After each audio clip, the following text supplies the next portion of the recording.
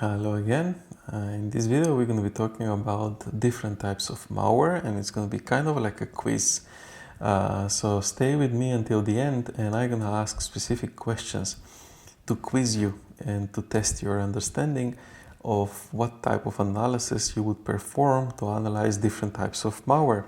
So for example, if you attend an interview and they ask you what would you apply static or dynamic analysis to analyze specific Trojan, you would need to give them an answer, right? So this is going to be a quiz and we're going to include all of the different types of malware. So scareware, ransomware, spyware, adware, worms, botnets, fowler, wiper malware, keyloggers, cryptojacking, hybrid malware. We're going to include all of that, and this is again part of a training that I'm recording tomorrow with O'Reilly. And this probably you're gonna miss it because it's gonna happen tomorrow. So if you watch this video today, you still have time to register if your company has a subscription to the O'Reilly service. But if it doesn't, you can always subscribe to the YouTube channel here, and you're gonna watch these videos as I'm preparing them for the video testing. There's also a playlist, so I'm creating a playlist, and this, for example, this AI malware is going to contain various different demos and examples. It's difficult to record those demos on a live training like this because I need to log into sandboxed environments to run specific programs which you cannot run on your personal device. Then you have to log into whiteboards, and it's just getting extremely difficult. So you have two options. You can subscribe to the O'Reilly thing and watch it over there. It's going to be 4 hours, or you can watch it on my YouTube channel. There's another course that I'm teaching on quantum AI and cybersecurity, and that's on the 10th of February. So you're going to have more time to register for that if you're watching this video after the 3rd of January. So for this video, what do we have in store? The quiz. So these are the list of malware examples, and I'm going to go through all of them. So what is the purpose of this? I have prepared a whiteboard. Here it is. And in this whiteboard, I'm going to be drawing and asking you questions. And then I will provide the answer.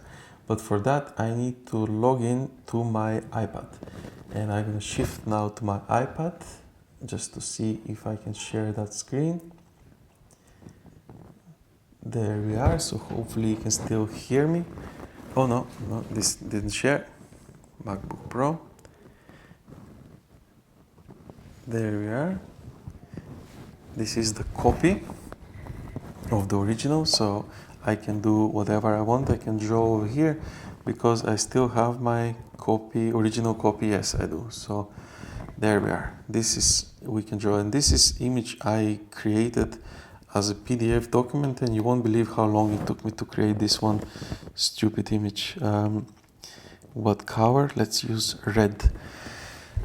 So starting with the analysis, which approach would you take? So basically there is static, dynamic,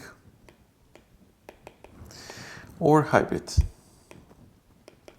Actually there's more. So you have behavioral analysis, but those are the ones that we usually refer to when we talk about different types of approaches.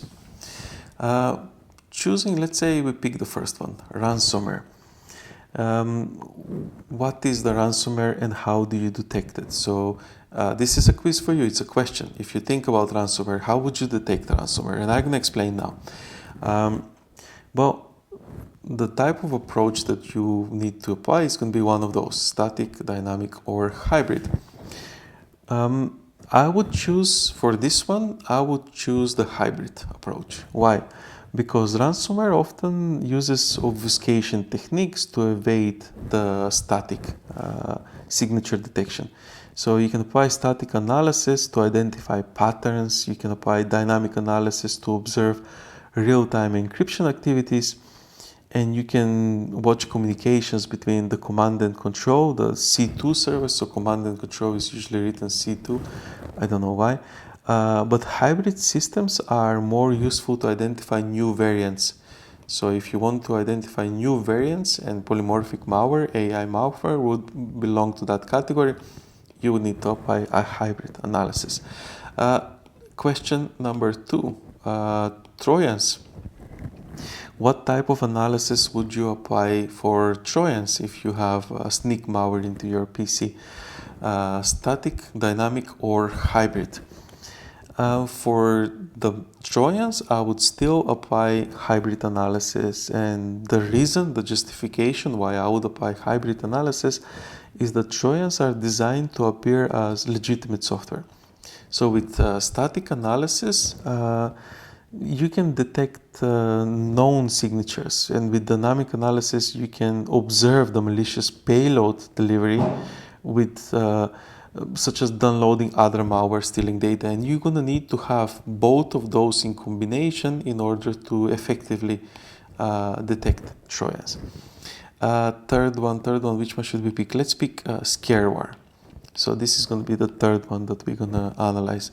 So question again, static, dynamic, or hybrid? Which one of those three would you apply for a scareware?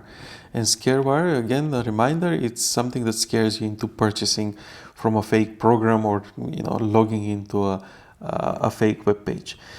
So for scareware, I would apply actually static analysis. Why? Because scareware quite often involves visually identifiable fake warnings or fraudulent software that can be detected with pattern recognition and signature-based techniques. So behavioral analysis is less relevant because actions are often superficial. So there we are. So for the third one, it's going to be static analysis, and that's my reason why I would apply static analysis. Fourth one, let's choose botnets. Botnets are number 4. Would you apply static, dynamic, or hybrid analysis to detect botnets? For botnets, I would actually apply dynamic analysis, because botnets usually rely on communications with command and control, C2 servers, and large-scale behavioral anomalies, such as unusual network traffic. And dynamic analysis is effective in capturing and analyzing these runtime behaviors. So there you have your answer on the quiz for number 4, dynamic analysis. Fifth, where should we put the fifth one? Let's pick spyware. Spyware, fifth one.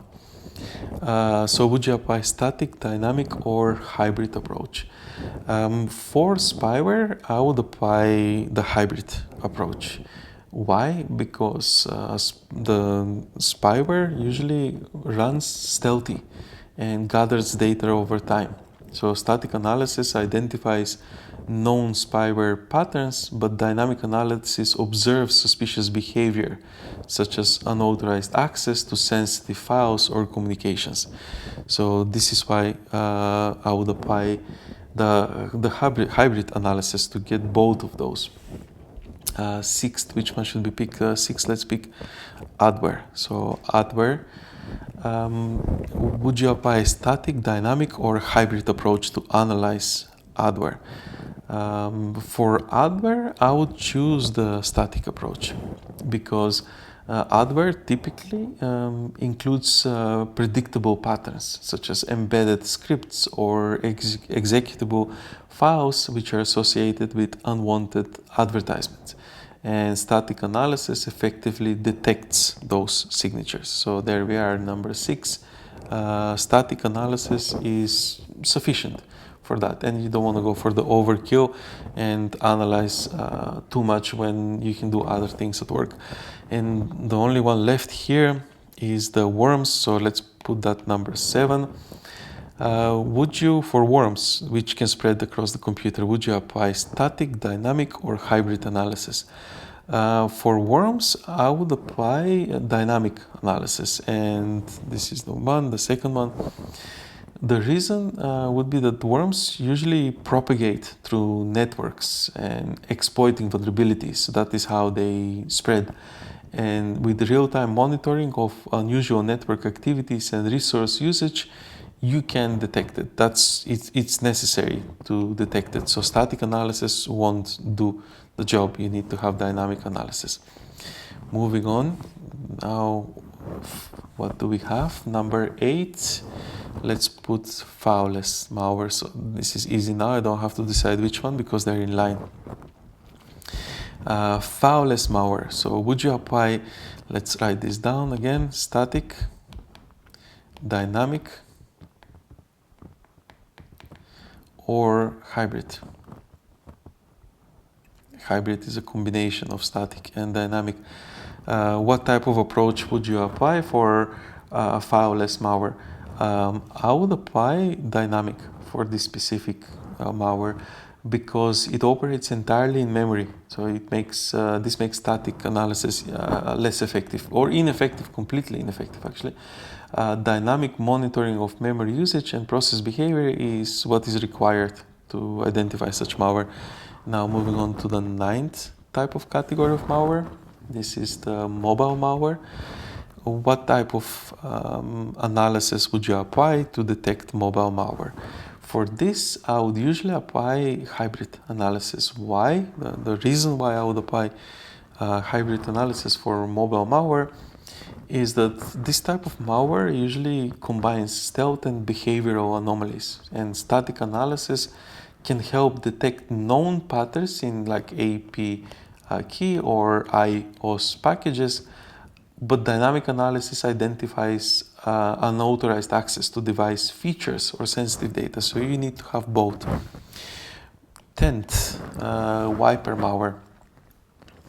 My favorite type of malware, which destroys data on the infected systems and quite often irreversibly. So you can't really reverse what damage has been done. Would you apply static, dynamic, or hybrid approach?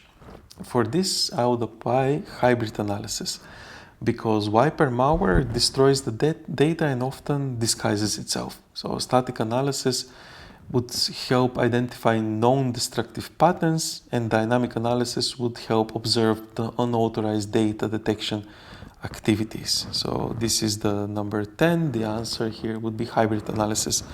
And let's move to number 11, Black Mamba. The polymorphic malware that we're going to use is going to be a keylogger. So this is quite interesting that you get it right. What type of analysis would you apply for a keylogger? Would you apply static, dynamic, or hybrid analysis?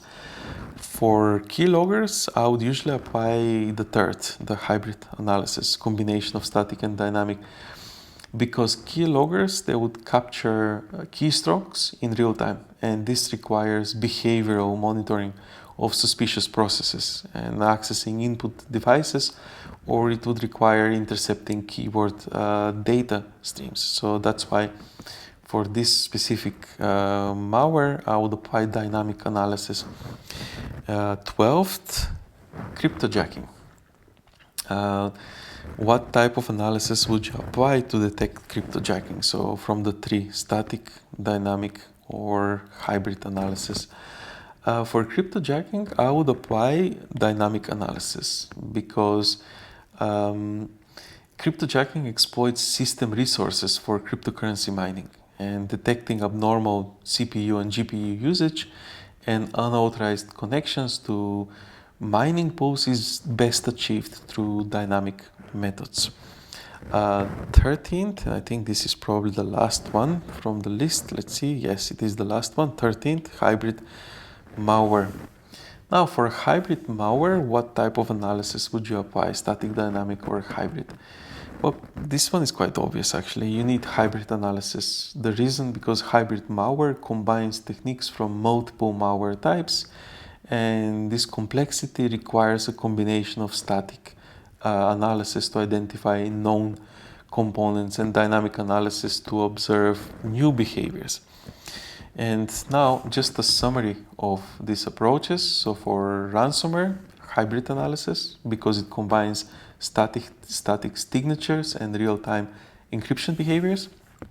For Trojans, again, hybrid analysis, because they require observing hidden malicious payloads and signatures. For scareware, static analysis, they're detectable with fraudulent message patterns. For botnets, you would apply dynamic analysis, detecting anomalies, command and control communications and network activities.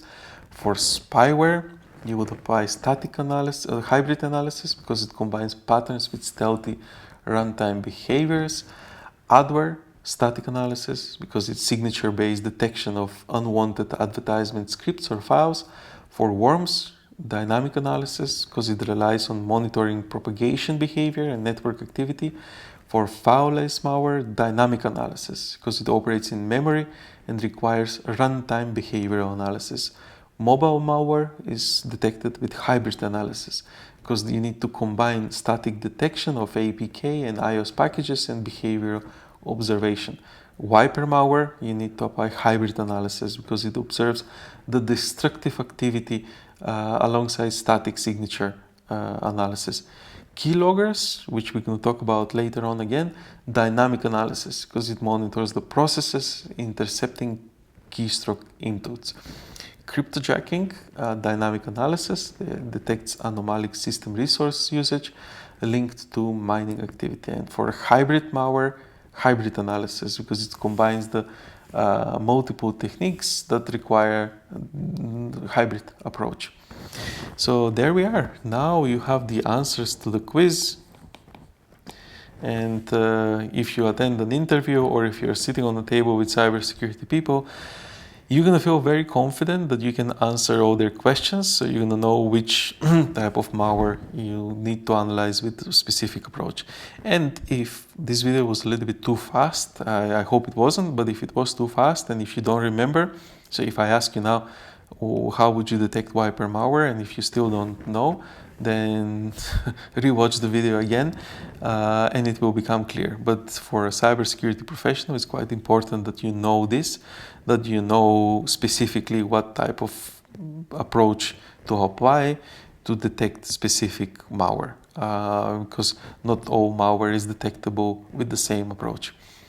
Okay, that's enough for one video. I will log off now, stop mirroring, and I will see you in the next video.